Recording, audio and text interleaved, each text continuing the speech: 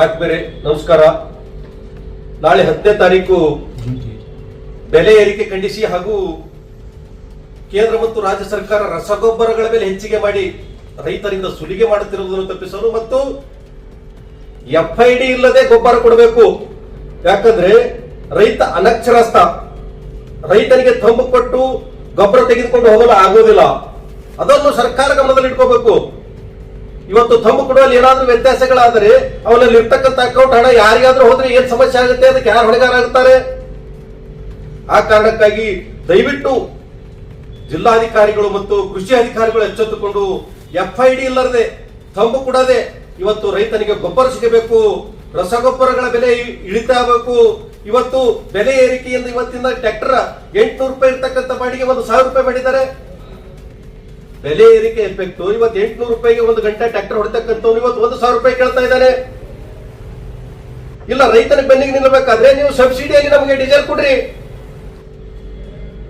ಆ ಕಾರಣಕ್ಕಾಗಿ ಇವತ್ತು ಇವೆಲ್ಲವನ್ನು ಒಳಗೊಂಡು ಅದೇ ತರನಾಗಿ ಇವತ್ತು ವಿದ್ಯುತ್ ಇಲಾಖೆಯನ್ನು ಖಾಸಗೀಕರಣ ಮಾಡ್ತಾ ಇದ್ದೀರಿ. ವಿದ್ಯುತ್ ಇಲಾಖೆಯನ್ನು ಖಾಸಗೀಕರಣ ಮಾಡಿದ್ರೆ ಇವತ್ತು ಅಲ್ಲಿ ಮಾಡತಕ್ಕಂತ ನೌಕರರು ಇವತ್ತು ಬೀದಿ ಪಾಲಾಗ್ತಾರೆ.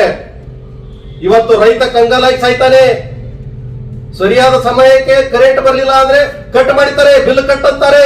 ಹಲವಾರು ತೊಂದರೆಗಳಿಂದ ಇವತ್ತು ವಿದ್ಯುತ್ ಖಾಸಗೀಕರಣ ರಾಜ್ಯ ಸರ್ಕಾರದವರು ಕೇಂದ್ರ ಸರ್ಕಾರಕ್ಕೆ ಬಟ್ ಮಾಡಿ ತೋರಿಸ್ತಿದ್ರಿ. ಖಾಸಗೀಕರಣ ಮಾಡಿದ್ರೆ ಹಂಗಾಗುತ್ತೆ ಹಿಂಗಾಗುತ್ತೆ. ಇವತ್ತು ನೀವೇ ಖಾಸಗೀಕರಣ ಮಾಡಲು ಹೊರಟಿದ್ದೀರಿ. ಮಾನ್ಯ ರಾಜ್ಯದ ಮುಖ್ಯಮಂತ್ರಿಗಳು ಎಚ್ಚೆತ್ತುಕೊಳ್ಬೇಕು. DK ಶಿವಕುಮಾರ್ ಅವರು ರೈತರ ಪರವಾಗಿ ನಿಲ್ಲಬೇಕು. ಇವತ್ತು MSP ಬೆಲೆ ನಿಗದಿ ಆಗಬೇಕು. ಇವತ್ತು ದಹ ಸವಿಸ್ 1450 ರೂಪಾಯಿ ಇರ್ತಕ್ಕಂಥದ್ದು ಇವತ್ತು 2140 ರೂಪಾಯಿ ಮಾಡಿದ್ದೀರಿ. ಒಂದು ಟನ್ ಕಬ್ಬಿಗೆ ಕೇವಲ 100 ರೂಪಾಯಿ ಹೆಚ್ಚಿಗೆ ಮಾಡಿದ್ದೀರಿ. ನಿಮ್ಮದು ಒಂದು ಚೀಲ DAP ಬೆಲೆ ದಾಸವಿಸ್ ಬೆಲೆ 700 ರೂಪಾಯಿ ಏರಿಸಕ್ಕಾಗುತ್ತೆ. ರೈತರ ಕಬ್ಬಿನ ಬೆಲೆ ಕೇವಲ 100 ರೂಪಾಯಿ ಏರಿಸ್ತೀರಿ ಅಂದ್ರೆ ಇದ್ಯಾವ ಮಾನದಂಡ? ದಯವಿಟ್ಟು ಸರ್ಕಾರಗಳು ಎಚ್ಚೆತ್ತುಕೊಂಡು ರೈತರ ಫಲವಾಗಿ ನಿಂದಿರಬೇಕು.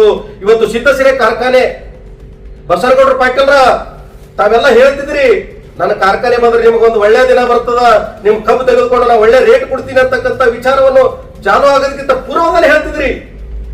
ಆದ್ರೆ ಈ ಸದ್ಯ ಏನ್ ಮಾಡ್ತಾ ಇದ್ದೀರಿ? ಇವತ್ತು ಕಬ್ಬು ತೆಗೆದುಕೊಂಡು 6 ತಿಂಗಳಾಯ್ತು, ಇನ್ನೂ ಬಾಕಿ ಇಟ್ಕೊಂಡಿದ್ದೀರಲ್ಲ ಸ್ವಾಮಿ. ಇದೇನಾ ನೀವು ಒಳ್ಳೇದ್ ಮಾಡೋದು? ದಯವಿಟ್ಟು ಆ ಭಾಗದಾಗ ನಿಮ್ಮ ಕಾರ್ಖಾನೆಗೆ ಕಬ್ಬು ಕೊಟ್ರೈತ್ರಿ, ಇವತ್ತು ಕಂಗಾಲಾಗಿ ಸಾಯ್ತಾ ಇದ್ದಾರೆ. ಇನ್ನೂ ಬಾಕಿ ಹಣ ಬಂದಿಲ್ಲ ಅಂತ ಹೇಳ್ತಾ ಇದ್ದಾರೆ. ಬಾಕಿ ಹಣ ಮೊದಲು ಕೊಡ್ರಿ. ಇದನ್ನು ಸರ್ಕಾರ ಮತ್ತು ಅಧಿಕಾರಿಗಳು ಕ್ರಮ ಕೈಗೊಂಡು ಬಾಕಿ ಹಣ ಕೊಡಿಸಬೇಕು. ಇವೆಲ್ಲವನ್ನು ಮನದಲ್ಲಿ ಇಟ್ಟುಕೊಂಡು ನಾಳೆ 10ನೇ ತಾರೀಕು ಕುರುಬು ಶಾಂತಕುಮಾರ್ ಅವರ ಮಾರ್ಗದರ್ಶನದಲ್ಲಿ ಕಲಬುರಗಿ ಜಿಲ್ಲೆಯ ವತಿಯಿಂದ ಮತ್ತು ತಾಲೂಕು ಪದಾಧಿಕಾರಿಗಳು ಮತ್ತು ಅಧ್ಯಕ್ಷರ ವತಿಯಿಂದ ಇವತ್ತು ನಾವು ಕಲಬುರಗಿ ಜಿಲ್ಲೆಯಲ್ಲಿ 10ನೇ ತಾರೀಕಿಗೆ ಹೋರಾಟ ಹಮ್ಮಿಕೊಂಡಿದ್ದೀವಿ. ಆ ಹೋರಾಟಕ್ಕೆ ತಮ್ಮ ಮಾಧ್ಯಮ ಮುಖಾಂತರ ಜನರಲ್ಲಿ ಕರೆ ಕೊಡ್ತೀನಿ.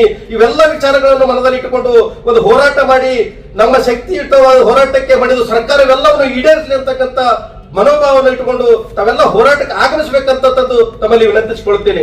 ಧನ್ಯವಾದಗಳು.